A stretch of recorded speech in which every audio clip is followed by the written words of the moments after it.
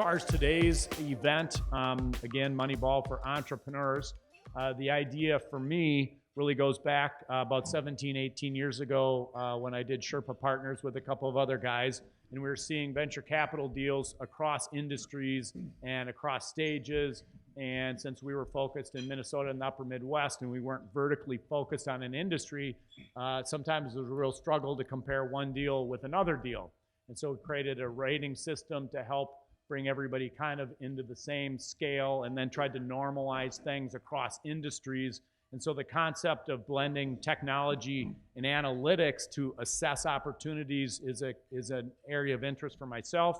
And then in terms of the panel that I put together today, Dennis Stauffer is the chief innovator and a keynote speaker and seminar leader at Innovator Mindset. Dennis has been a past speaker here at Club E, as well as Club E St. Paul.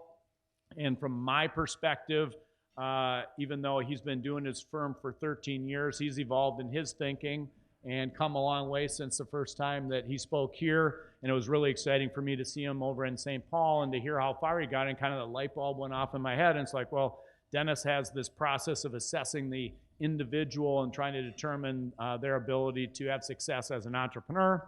And then Dean Briesemeister is a director as Navigant Consulting. Dean has 20 years experience in management consulting at McKinsey, and also in the medtech industry, primarily with Boston Scientific. Dean works with a gentleman by the name of Ross Meisner at Navigant, and Ross has spoken in the past at Club E, and they help primarily med tech companies assess products and markets and the market opportunity and help develop that process. So I thought in my head, okay, well, I have Dennis thinking about things at kind of an individual level, and then Dean looking at kind of a market and product assessment space. And then Joy Lindsay is president of StarTech Investments. She's had her own investment firm for 18 years now. She and I were involved in running the Minnesota Venture Capital Association together about 10 years ago. She's also involved at the Sophia Angel Fund and Gopher Angels, and prior to becoming a professional investor, she was in technology at West Publishing. And then if you ever see one of her presentations, somewhere we get a joke around being a mathematician in college. And so if you got a tough math question today, you can throw that at Joy.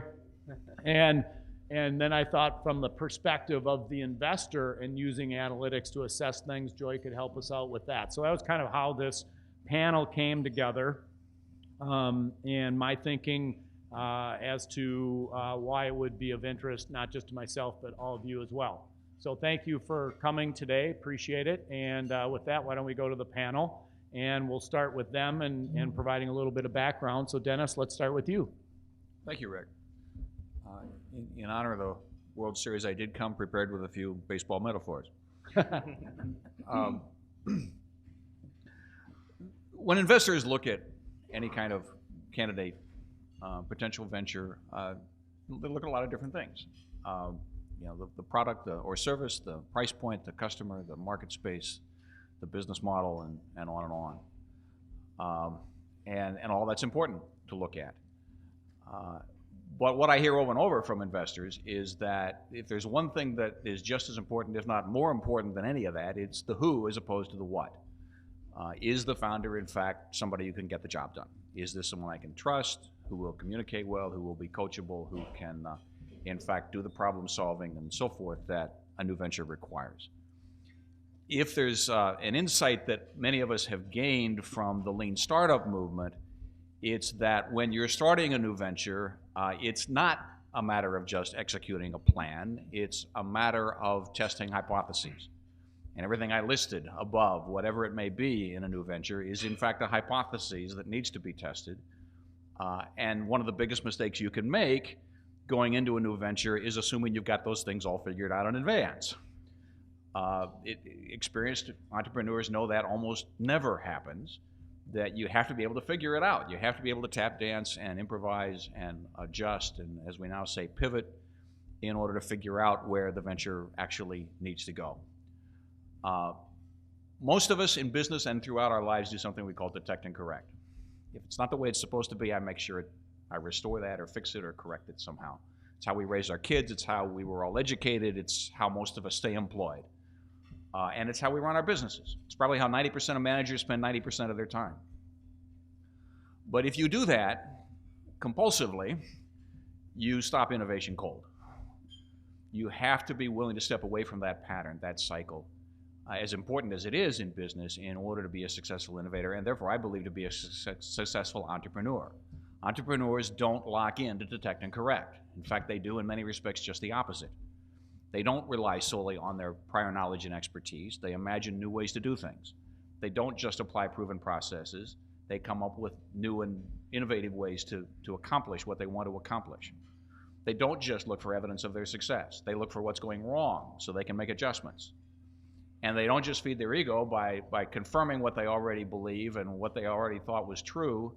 They look for opportunities to gain new insights and make discoveries and find, as I say, where their own success lies. You can measure that tendency. You can tell how much someone has a tendency to do what I'm calling detect and correct versus that innovative kind of thinking. And you can actually put a number on it. I co-developed an instrument that does that. Working with the Kauffman Foundation for Entrepreneurship, we gave it to hundreds of entrepreneurs, about 300 of them. The total data set is extremely diverse. Nearly every state, both men and women, all degrees of success and failure, crossing all sorts of industries. And then I went back and I also looked at a subset of just the tech companies. So I have both looked at it through the lens of a very diverse data set and then a very homogeneous data set, or at least relatively so. Those who scored highest on a scale of what I call innovativeness, when compared to those who scored lowest, had ventures that averaged 34 times as much profit, 70 times as much revenue, and employed 10 times as many people. They ain't even close. The other thing I looked at was who are those most likely to be the home runs, the high-end outliers that investors prize. The industry average, we're all told, is about 1 in 10. In a typical portfolio of the really big home runs that really pay the freight in any investment portfolio and really account for all the returns. In this data set, we didn't have any Ubers, we didn't have any Googles. So the benchmark we used was who's made $1 million a year in profit. It's a fairly low bar from an investment standpoint, but those were the high-end outliers in this data set. And there were only about 4% of all the ones we looked at. But by looking at how they scored, those metrics, doing a little triangulation, a little Bayesian analysis, I was able to isolate a group that had a 60% shot of being one of those high-end outliers. Now, that may be overstating it in the real world. I'm not suggesting that I can go out and create a portfolio with a 3 in 5 home run hit rate. But think about it. I mean, if the typical portfolio now is 1 in 10, and we can move that to just 1.5 in 10, what does that do to the returns? So I'm convinced this is a big deal, and one that really has the potential to move the needle in terms of how ventures get vetted and capital gets allocated, literally. It's not in any way a substitute for traditional due diligence and all the things that still need to be done that any intelligent investor should do. But in the mix, I think it has the potential to be a very powerful indicator of who's going to make it and who's really going to be resourceful and successful. So innovativeness is your... Innovativeness. Yes, exactly. All right, great. Thank you. Yeah. Dean? So I joined a firm about a year ago called Dymetics Consulting, and Dymetics was a highly focused entrepreneurial 14-person team that analyzed the markets for medical technologies. And actually in September, we transacted ourselves and are now part of a large publicly traded global consulting firm called Navigant Consulting. What appealed to me initially when I joined Dymetics was the fact that what we do is apply something we call the science of market development and really bringing analytical rigor to what's often thought of as a fuzzy discipline of marketing or market assessment. And really it is one of the key variables. Yes, the team is important, but also what's the market for your product? How big could that be? And figuring out what the true denominator is then allows you to figure out, when you penetrate to a given level, how much revenue are you going to generate, how much returns are you going to have as a result. And the other important thing about that is figuring out how fast you can get there and breaking down the barriers that stand in your way. So typically what we do when we work with our clients, and we work with everyone from venture-backed Series A companies all the way to multinational med tech, and oftentimes our business is pretty much a 50-50 mix between the two, is the first stage of what we do is really quantify the market and figure out how big is the market and what drives the revenue in the market. Is it number of procedures? Is it epidemiology? And really boiling it down to, again, what is the denominator that you're shooting after?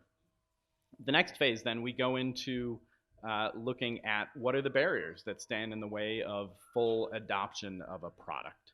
And again, we were focused very much, have been focused very much on medical technology, but this applies broadly within healthcare, certainly, biotech or big pharma, but also across all industries, to think about how you penetrate markets and how big your potential markets are.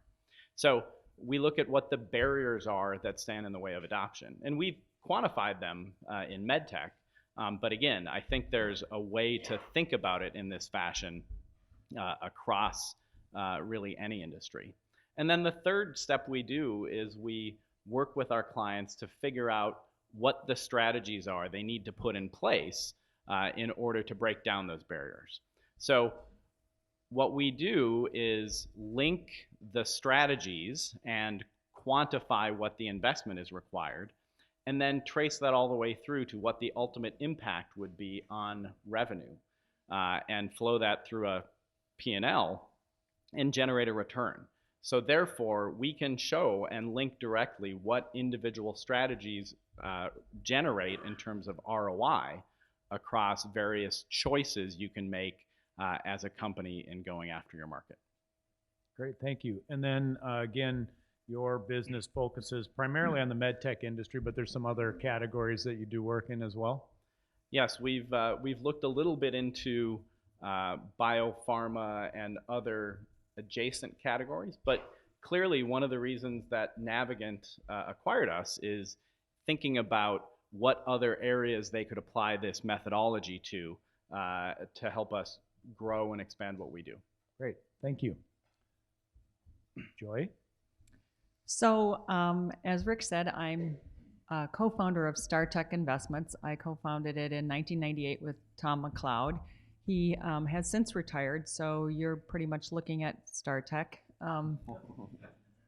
I say we, so it's historical, I guess, but we've been making investments in early stage technology companies, investing $50,000 to $500,000 per company over since 1998. We made investments in 27 companies and 63 rounds of financing. So that's in terms of data sets. I don't have quite the data set, but my experience kind of comes from that. In addition to that, I've invested in 3 funds, and where I'm a passive investor, 2 additional funds that are the Sophia Fund. We focus on women entrepreneurs, for a total of 50 additional companies. So all in all, 77 companies over the course of the last 18 years. And I always think it's interesting when you hear investors talk about how many companies they've invested in, and there aren't a lot of people who talk about exits. So where we only make money on the exit, obviously. So in terms of the 27 portfolio companies that I have, 17 have had exits, 10 have been positive, 7 have been either 0 or less than capital, and 10 are still in the portfolio. So the data is a little bit better than typical angel investments. If I got nothing back from the 10 portfolio companies, I still would have close to a 1.5 return on my investment. So we have made money. We have had some home runs, 10x returns, and we have also returned 0. So in looking at it, when Rick called me about this, I thought, well, I'm sure he thought being the math major, I'm an analytical person, my MBA was in finance, I like data, that I would have some scoring system for these companies. And it made me think, I guess I should. Maybe the results would be better. But the closest thing that I could come up with is in looking at valuation. I'm a member of the Angel Capital Association as well as the National Venture Capital Association. But the Angel Capital Association has various methods of calculating the valuation of a company. And two of them that they recommend are kind of a scorecard methodology, which looks at risk factors. And so you take the kind of standard, what's an early stage company worth, and then you increase or decrease it based on various risk factors. So some of them are management, stage of the business, legislation risk, manufacturing risk, all these various things that can get you into trouble. Litigation risk, international risk. It's kind of like a SWOT analysis in a risk list. I honestly don't use that either. But I think based on what these folks have said, it really gets down to three things. It's the management and the product and the execution, which is a combination. So for me, that's what's most important. Certainly management team is key. And what we look for are people who are coachable, who have experience, who listen, both to customers and to advisors, who have that ability to pivot. And then in the product side, there are a ton of risks. So I do early stage technology companies. Most of them are software, but things like, is the product scalable? Is there a value proposition that's easy to understand and easily communicated? The idea of will people pay for it? Will they pay for it at a profit? All those things. But where most of the companies, I would say, fail is in the execution. And that does tie to both product and management. It's a team that doesn't listen to the marketplace. I do believe in test and measure to some extent, that you really need to try things in a small scale before you spend too much money. These are companies that have very little cash and have to do a lot on very little. So in terms of execution, we're looking for a company with an experienced team and a product that they can develop the message that's appropriate to the marketplace at a price that's appropriate, and then they can duplicate the sales process over and over again. And so a lot of the companies I invest in are B2B, they're SaaS-based companies, it's a large sales cycle, and that whole scalability is critical, particularly as it gets to sales repeatability. So for me, it's all about managing risk, and it's management, product, and execution. Great, thank you. I have a couple of questions for them that I'm going to go through, but this is intended to be a dialogue. So if you have questions, why don't you give that a little thought here, and feel free to raise your hand, and we will try to get to you to the extent we can. So let's go back to Dennis and start with you. You talked about measuring innovativeness with kind of the investor in mind.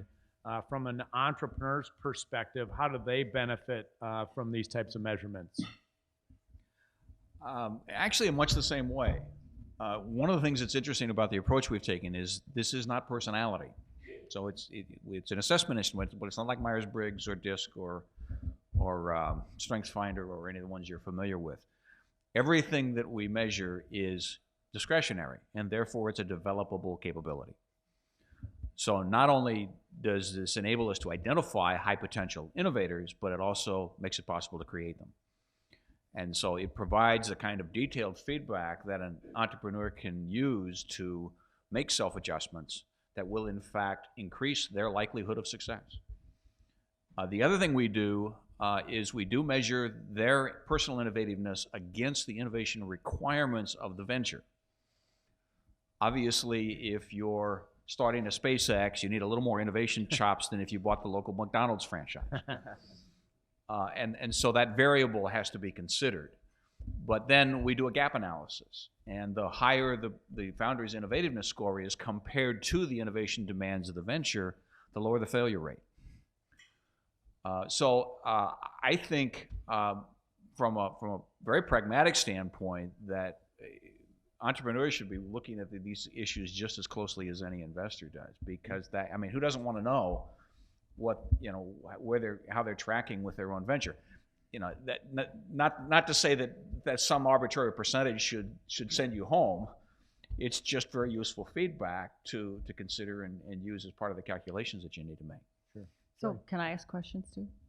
Go right ahead.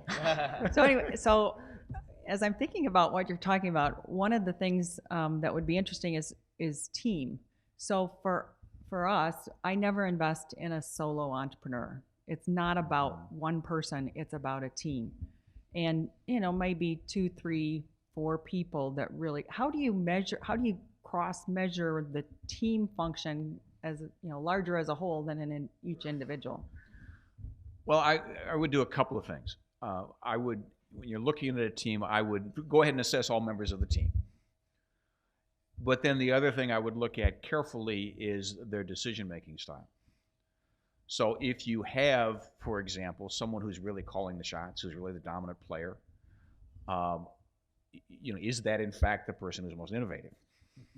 Or are they somewhere else along the spectrum? If they are a consensus decision-making kind of a group, how many folks in there are going to be a drag and how many of them are going to be a positive?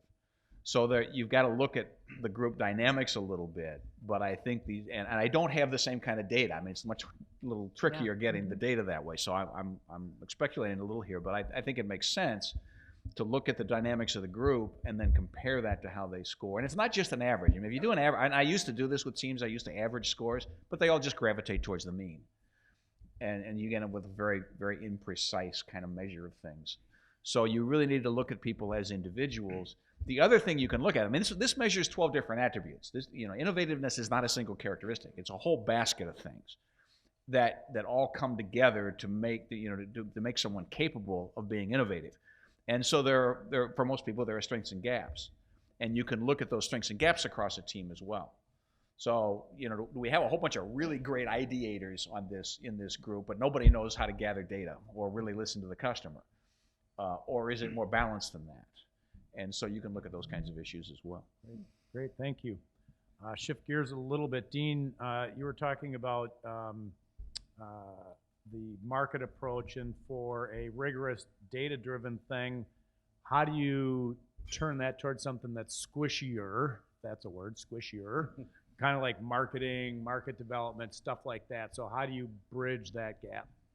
Yeah, and I think it starts a little bit with, is there someone on the team who's good at data, getting data, you know, actually going to the core and understanding what the market would be like? You know, it's interesting. We find a lot of our early stage companies, they have to communicate to every investor they go to, we've got $1 billion opportunity on our hands. Absolutely. Because if they don't say they've got $1 billion opportunity, they're not going to get funded. But the reality is, of all of medical technology, there are really only 10 or 12 devices that have ever reached that $1 billion annual revenue mark.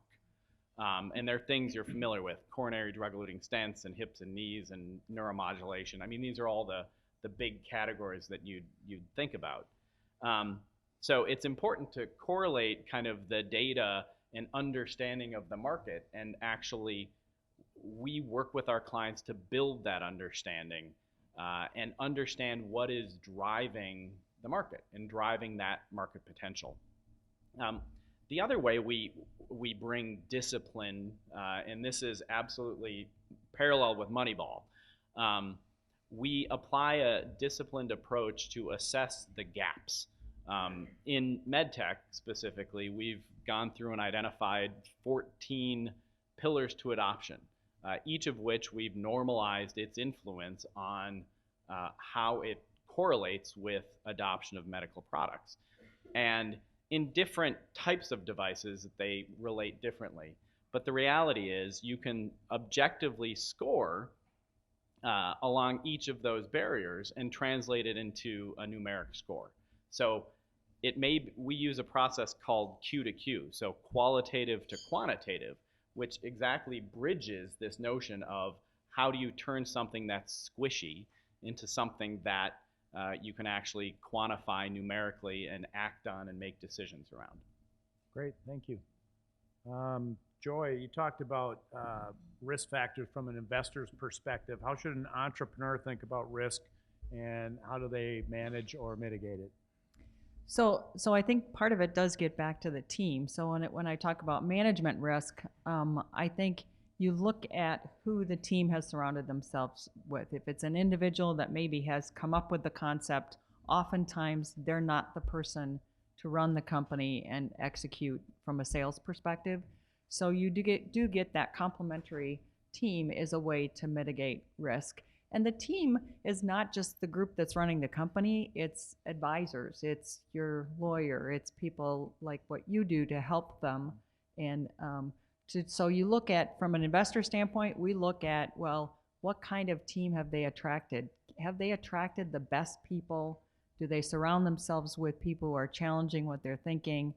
From the Sophia Fund perspective, the data has actually shown that having a diverse team, a management team, produces better results. So it's looking at things from different perspectives, and I would encourage people to surround themselves with people who aren't like them and think differently, and I think that's what you're saying as well. And one of the things in terms of execution that I would say, advice to entrepreneurs, is always raise more money than what you need. That we find far too many entrepreneurs who are very conservative about the amount of money it's going to take to get to the next milestone. There's always something that can go wrong, and they have, they look at it through what we call entrepreneurs' lenses, the rose-colored glasses, and haven't got the money in their back pocket to say, okay, we need to pivot, or the manufacturing took longer, or the development had a major problem, so you need that extra cushion. Great, thank you. Lois.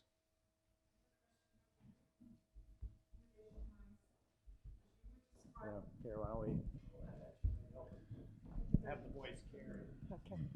Thank you. I have a question for the innovation mindset. Dennis, that you talked about looking at the potential entrepreneur, potential innovator, and getting a sense of where they were on the scale, and then also at their project, and then making a comparison. As the person gets their results, do they get results that show where the individual was and where the project concept is, and then how those two bridge together, or do they get a finished product result? Well, everyone gets their own personal results. Okay. What we're currently producing is a synthesis of those two things that makes a prediction about the business and actually puts a percentage on it based on the data that we've gathered so far. So that third piece, the specific data on the business, is not in there, but that's what they just gave me. I mean, it's, it's an interesting question. I hadn't really thought about it. I suppose we could provide that information on how that business scored. But what you're getting, really what you're saying to someone is there's two primary ways you can adjust. You can revise your business plan in a way that requires less innovation, less novelty. And sometimes that's possible. Sometimes you can just be a little more conservative about how you approach whatever it is you're doing. Or you can start honing your own skill set to get yourself up to snuff to handle those kinds of challenges, or both. Understand. Concept of where my head was going when I was thinking about the words that I heard you saying was, if you are an innovator type, and this is the project du jour, you stand a chance of being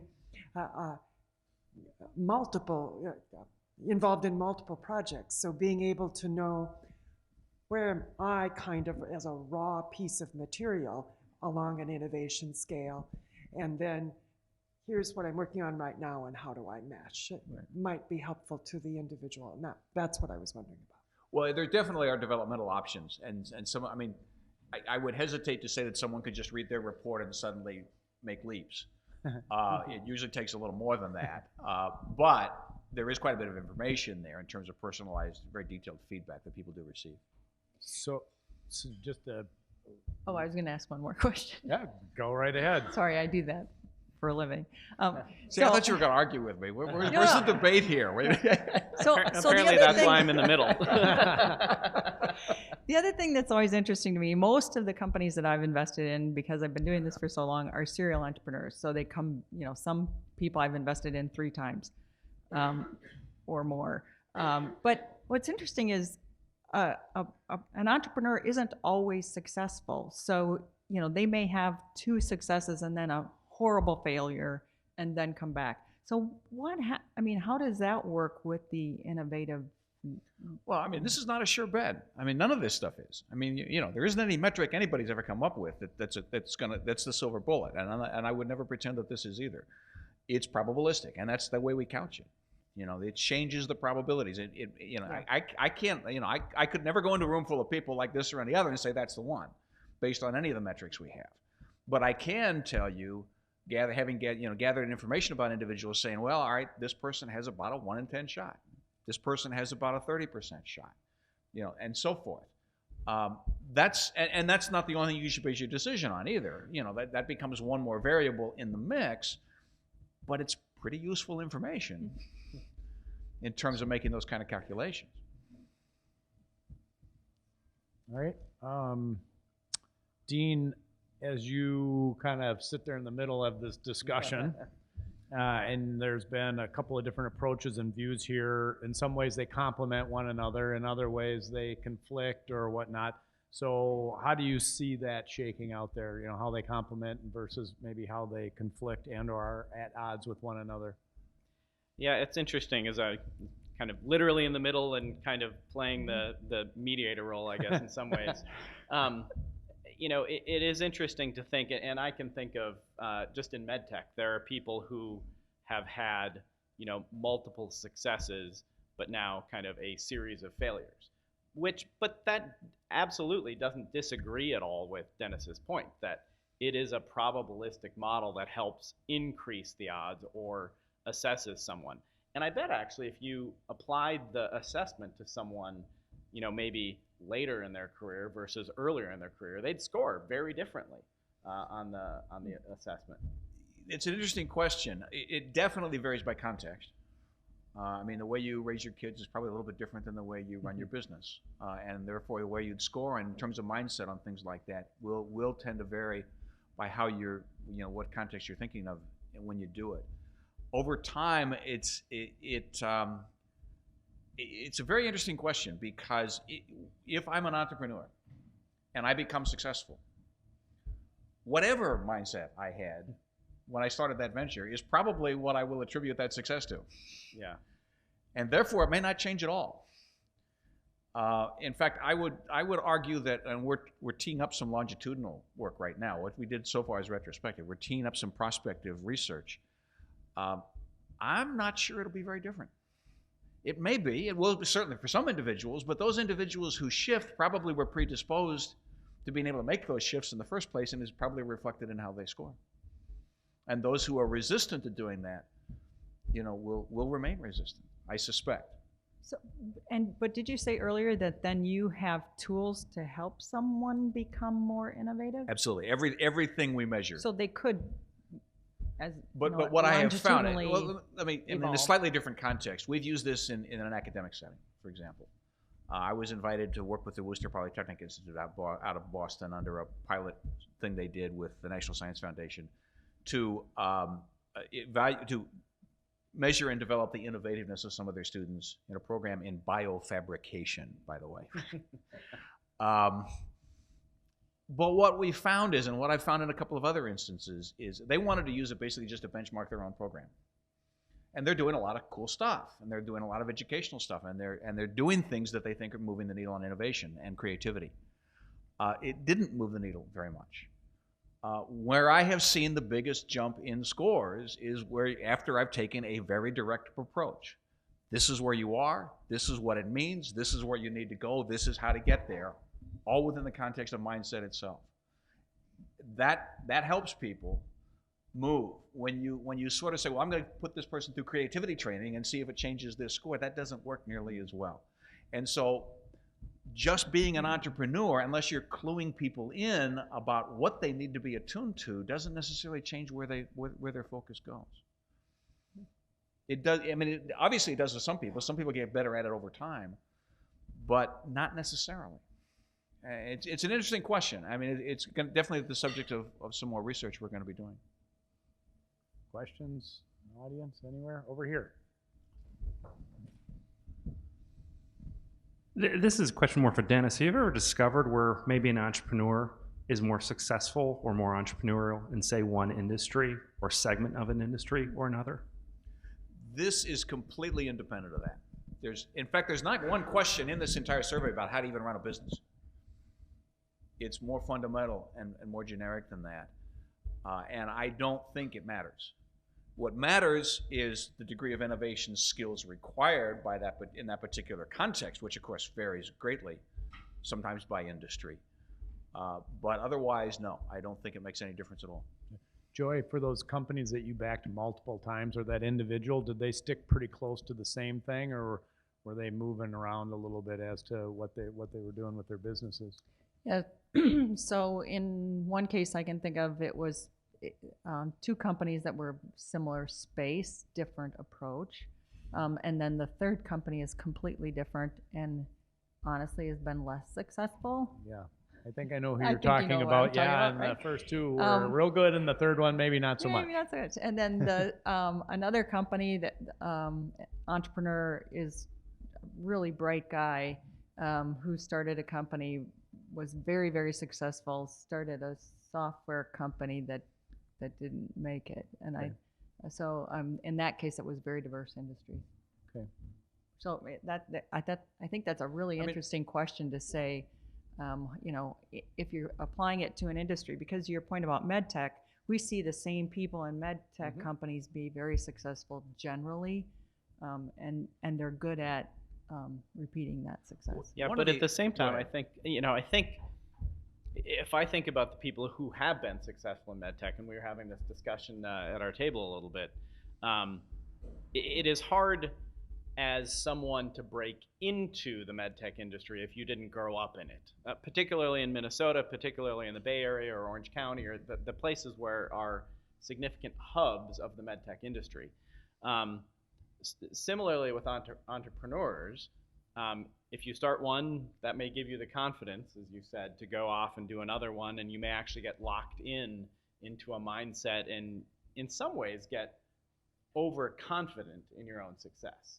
So there's actually one individual I'm thinking about who I won't throw under the bus in this audience, who has, you know, he has built many multi-billion-dollar successful medtech enterprises, but who now is on his third, relatively speaking, failure.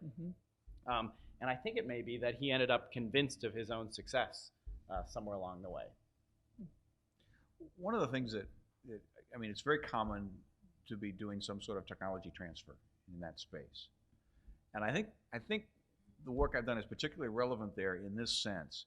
You all know, you can think right off the top of your head of examples of people who are brilliant technologists and researchers, or they come out of the university or they're wherever, don't have a clue how to run a business, but think they do because they're so brilliant in their own field. I mean, it's bad enough they don't know, but they don't know they don't know.